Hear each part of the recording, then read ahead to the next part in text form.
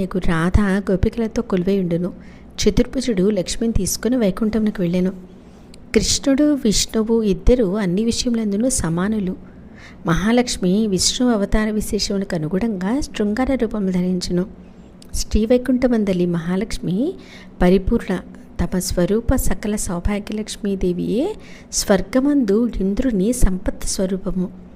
పాతాళమున నాగలక్ష్మి రాజులెత్తుండే రాజ్యలక్ష్మి, గృహములందుండే గృహలక్ష్మి, గోమాతలో సురభి, యజ్ఞములందు దక్షిణ, క్షీరసముద్ర పుత్రిక, పద్మములందు చంద్రునియందు శోభారూపిణి, సూర్యునిలో ప్రభారూపిణి, ఇంకను అనేక పవిత్రమైన శోభావంతమైన స్థలమునందును అనేక శుభనామములతో విలసిల్లుచుండును.